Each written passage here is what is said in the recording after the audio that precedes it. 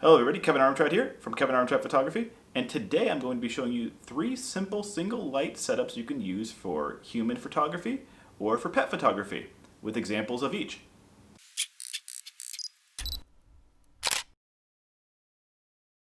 Right now I'm starting out with Rembrant Lighting.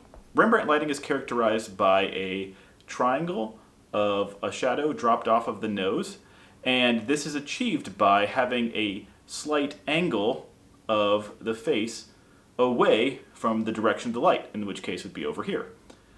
So as your subject's face moves towards the light, you can see that the light starts to produce a pattern on the opposite side of the face and the opposite side of the nose, which is actually referred to as loop lighting. So it's very easy to change Rembrant lighting to loop lighting just by changing your subject's face. Or conversely, if you want to just not change the way your subject is looking at the camera, by moving the light slightly closer to the camera. Here's the lighting setup for Rembrant lighting. Rembrant lighting points at a 45-degree angle down towards your subject's face and is also offset from the camera's axis by 45 degrees. This produces that telltale sign of Rembrant lighting, a triangle on the opposite end of your subject's face from where the light is being produced. The second lighting position I'm going to show you today is broad lighting. Broad lighting causes light to hit the broad side of your subject's face, producing a high contrast point in the middle of the face spilling over into darkness on the opposite side of the face.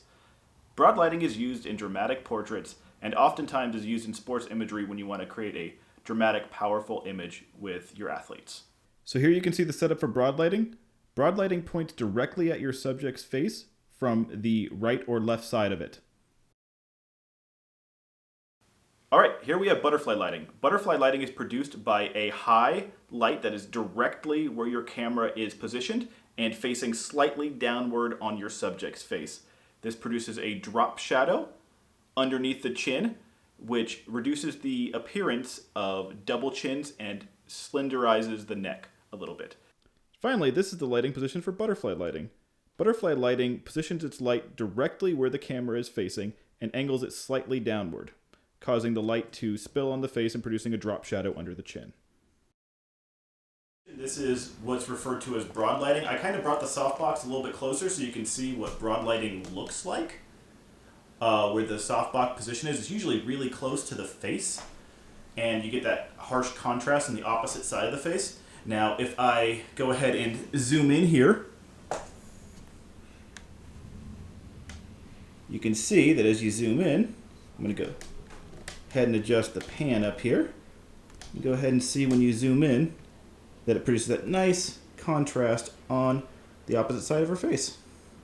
So this is what broad lighting looks like for a dog. Alright, so once again I brought the softbox up a little bit so that you can see it in frame. It is currently at a 45-degree angle from her face, and you can see as she moves her face around that you have a shadow on the opposite side of her face, but not quite as pronounced as the drop shadow that was on the broad lighting. So this would be Rembrant lighting for dogs. And this is a standard butterfly light. It's coming down, producing a drop shadow underneath her chin, which you can see. I'm going to zoom in a little bit on her face so you can see what that looks like. You can very clearly see the drop shadow underneath her face from the light, and you can also see how it's producing this that shadow on the opposite side of her face when she looks towards the light too. So, Aspen, come on, it's okay, baby. So this is a straight-on presentation of butterfly lighting.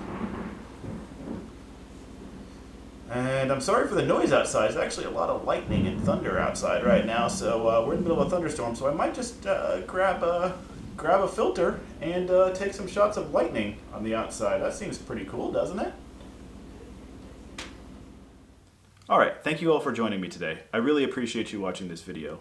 If you liked it, please leave a like down below, and if you'd like to see something different, leave a comment down below saying what you'd like to see. Anyway, this was Kevin Armentrout from Kevin Armentrout Photography, and I'll see you in the next video. Thank you.